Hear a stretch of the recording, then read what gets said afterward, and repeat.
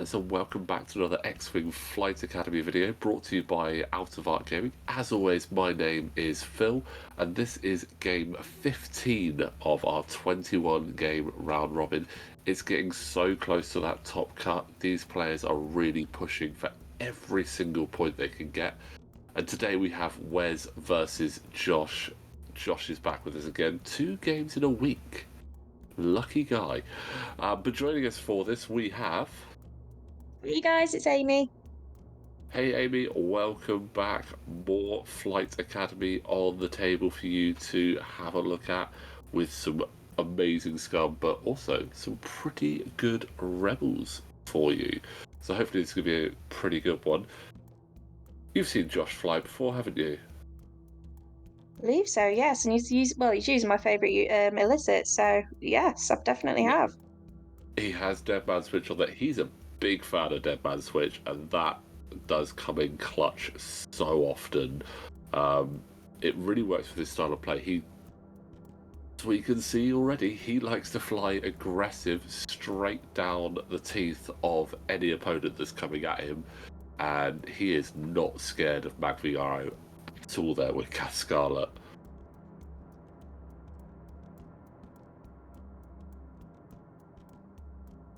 He's got Lima Kai in support there with the dorsal turret, just trying to hopefully get some shields off in advance.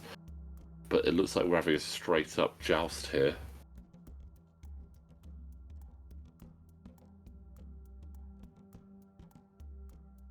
Jantilles is going to be a nightmare for him though, getting rid of those evades.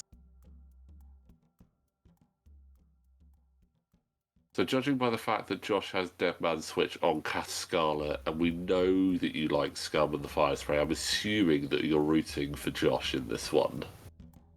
Of course. And, I'm a huge Empire player, so naturally, I kind of don't like the Rebels. Mind you saying that, I do like Wedge, so... I mean, Wedge is good. He's a frustrating one to fly against, obviously, with his ability just to go, yeah, take one less evade.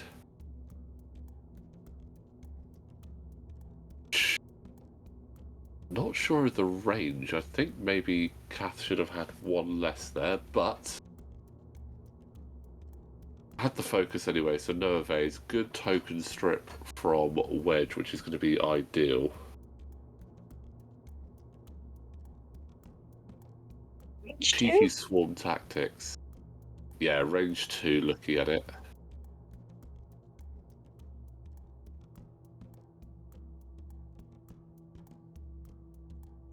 We've got Magva now having to go. She is a great pilot in the U-Wing. That's not a great roll though. But No. still gets the shield off. And Magva's a frustrating one to come up against because she basically just goes, oh, okay, so you can only re-roll 1 dice. So it kind of makes target locks pretty pointless with her. That will obviously affect Wedge as well, because it's anything within a range 0 to 3 bubble of her. Oh, but that's good.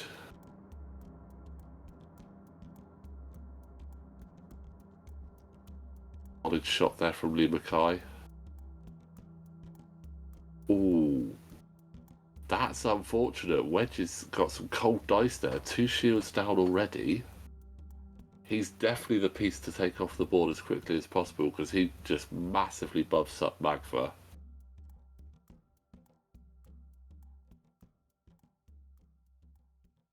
Oh. That's not good.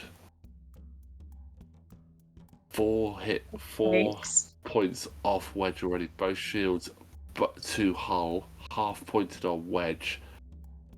For 1 shield on Cath Scarlet, that's not a good exchange there.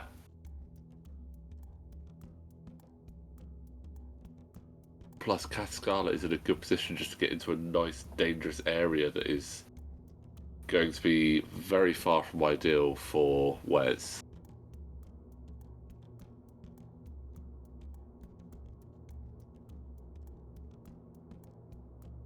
Okay. It's an interesting Doing... move from Arrow. Yeah. I'm wondering if Magva's just trying to pin Lee Mackay there, because that turn does cause a bump onto Cascala, which isn't too bad, but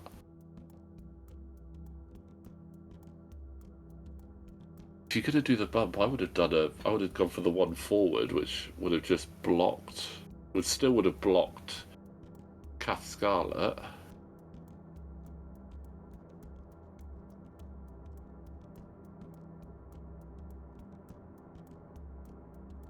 Let's see.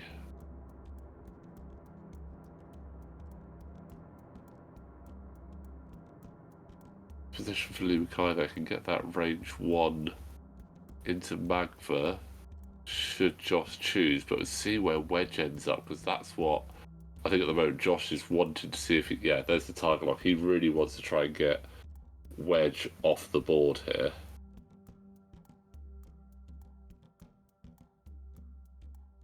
I mean, it would be rude not to, especially when he's only on 2 points, bless him. Yeah. Oh, and there's a Ooh. bump for Wedge as well.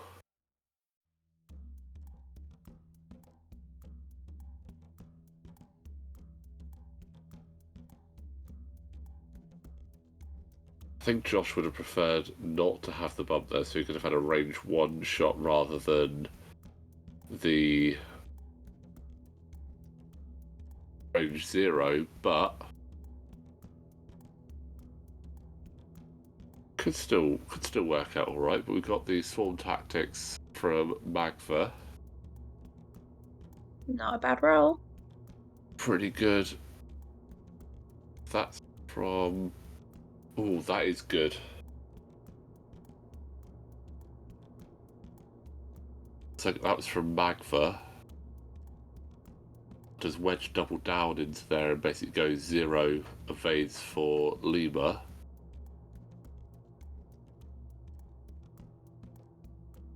Also, Looks like it. and looks like he's got bullseye as well, so he will have marksmanship on, which is just naughty.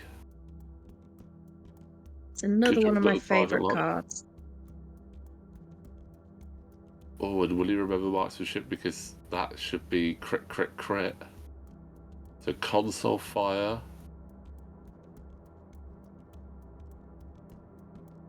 Yeah, he's remember marksmanship, so that's triple crit. So damage sense rate, console fire, and direct hit. Oh, that's brutal. Lee Mackay could take himself out if he rolls a hit on his console fire. That's a nice revenge shot. The only real downside on that is that Lee Mackay is only worth like 3 points, so doesn't exactly score a huge amount of points. Josh has put 7 of his precious 10 points into Scarlet. And Lee Mackay survives the console fire.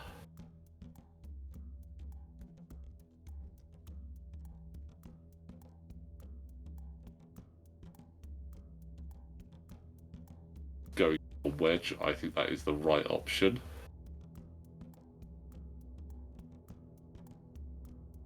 So can we roll 1?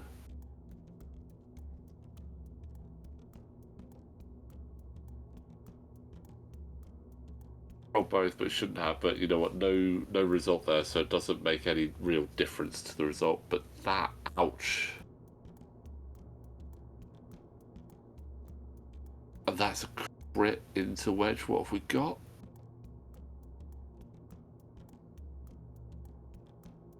Disabled power regulators, so not the direct hit that Wes was hoping for, that Josh was hoping for there, sorry.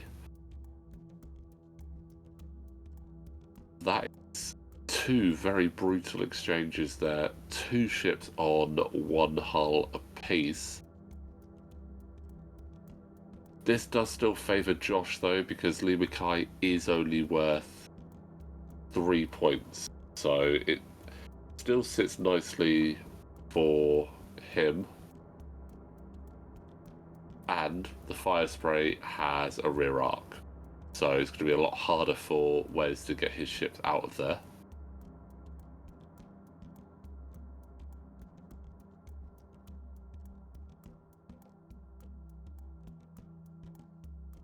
Going to stop from the U-Wing.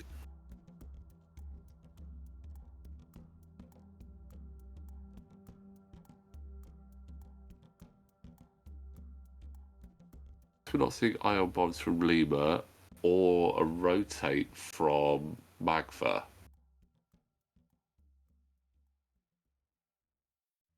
Hoping for the block there.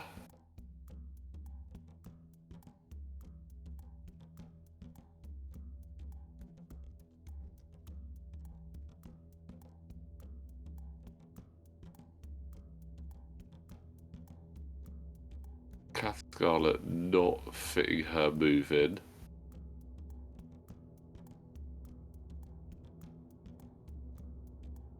Oh, there we go. There's the ion bomb with Genius.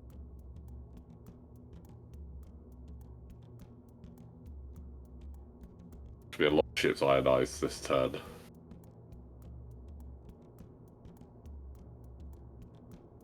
Will Yarrow go off the board?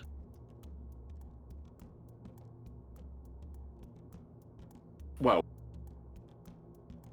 it's a tough one because obviously with Ion you can obviously do the one bank, and I think the one bank should keep her on the board still. Old Ion rules, you'd always guarantee she'd be off because it'd be a one straight, and I'm confident that'd be off. But So when did they ooh, bring in the one bank? I thought it was always one straight. so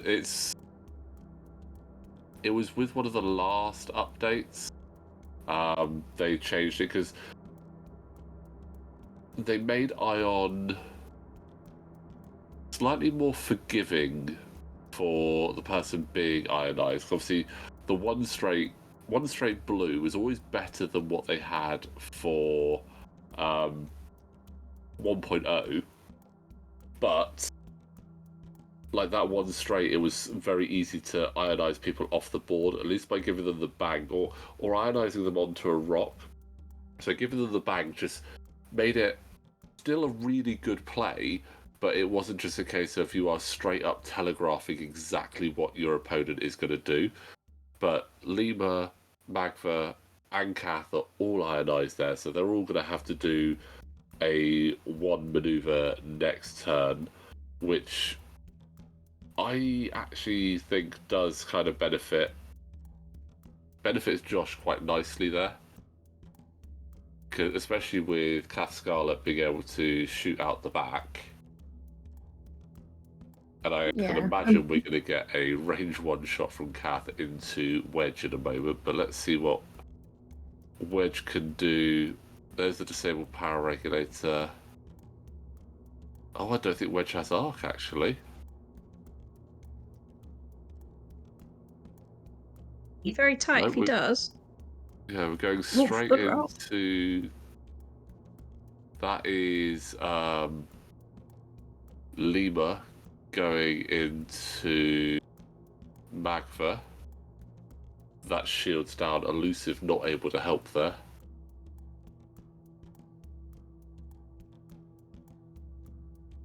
And Kath will be able to trigger Veteran Tail Gunner as well, so you're going to get the forward into Magva at range 0, and then a range 1 out the back into Wedge. So this is going to be a powerful turn for Josh. Completely forgot about Veteran Tail Gunner. So it looks like we're doing the wedge shot first, so it should be the forward, then the back. But that is Wedge very, very dead.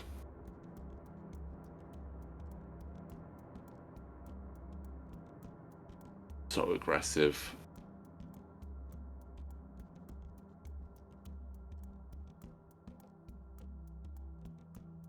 Range 0.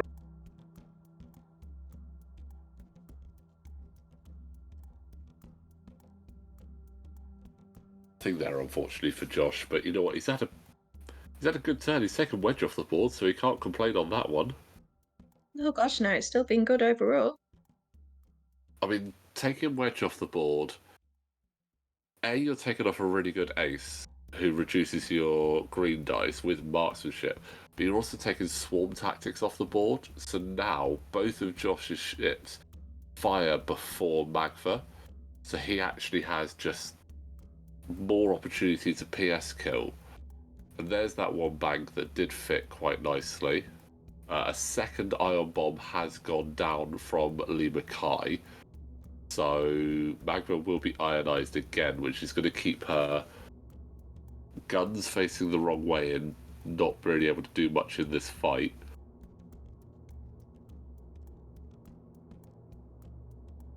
That might have just put Kath out of range 1 of that ion bomb, but still have the rear arc on. That's how you use ion bombs effectively there.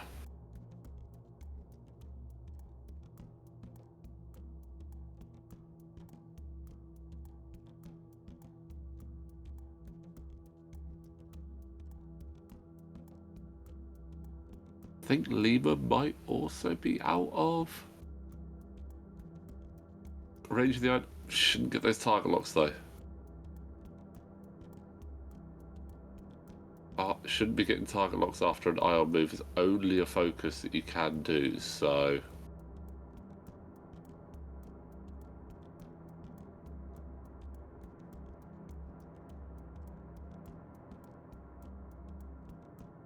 see, I only do a blue move and can only do a focus, so poor Separatist can't do calculates.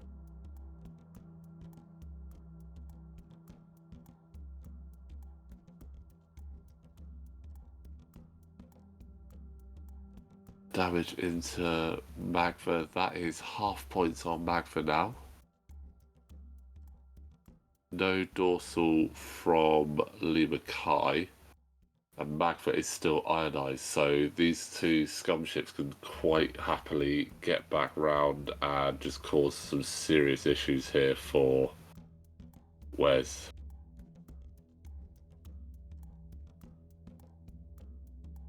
Three Talon from the fire spray. Wouldn't be unexpected.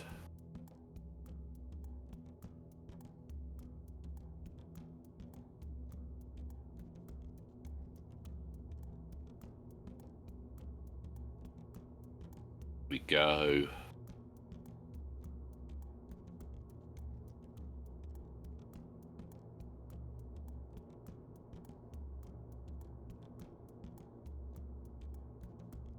Possibly would have pulled it forward, but Josh could be a bit concerned about that gas cloud in front of him there.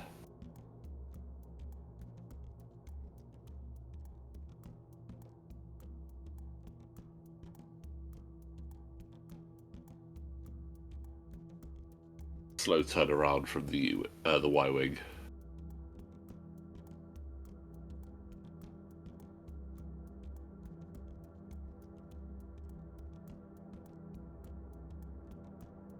Preve there from Wes, no range for Kath or Lima. I absolutely would be expecting a contraband turnaround there from Magva.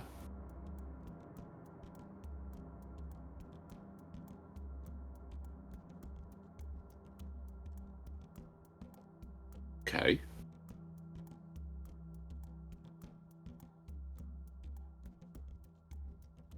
Interesting.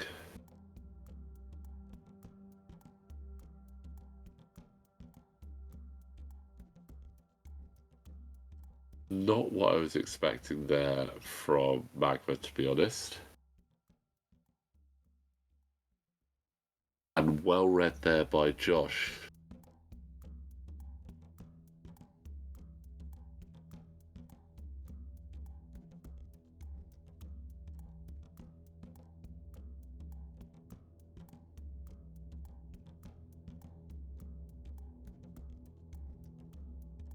How good you guys are in the comments for spotting things. Obviously, those target locks shouldn't have been acquired due to the ion move, and also with the ion bomb going off, ionizing Magva Yarrow on that turn, those target locks should have come off as well. Is when you get ionized, you break all locks that you have or that are on you. So technically the target lock shouldn't be there, but you know what? It's a lot of damage going through.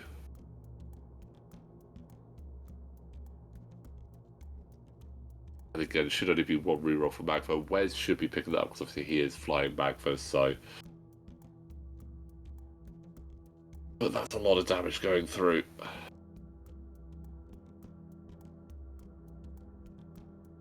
As we know, guys, it's easy to, sometimes it's easy to miss things, so we're not going to hold the players against them there.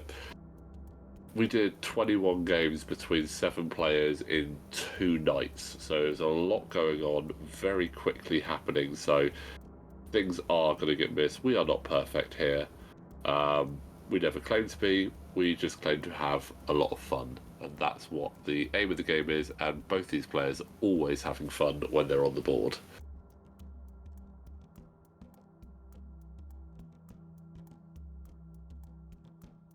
Do like that block from Magva.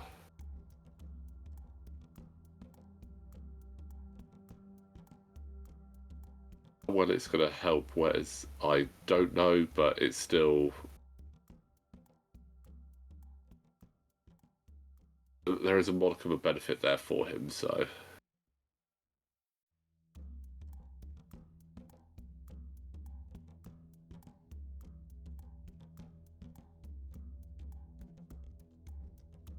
Great. Not a great roll. All of the evades there for Magva.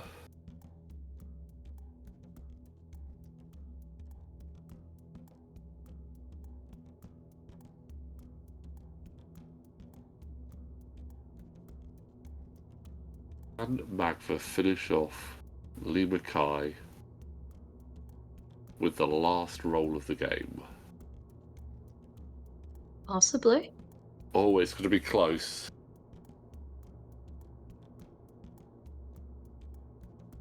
Lee Mackay goes down, so you know what? Not too bad there, all in all.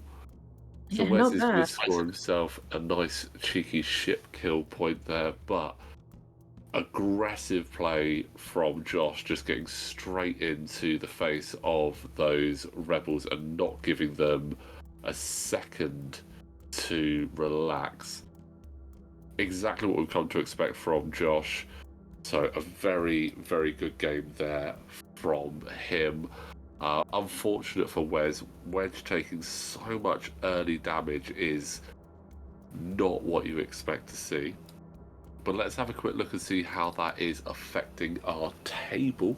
Getting very close to the end now. That does push Josh to the top of the table with 16 points. He has played one more game than both Bens, but really cementing his top 4 place there. But Amy, I hope that you enjoyed that display of aggression there from the Scum. I definitely did. It was a good game. Excellent. Well, guys, thank you so much for watching. Like I said, we're getting very close to that top 4 cut.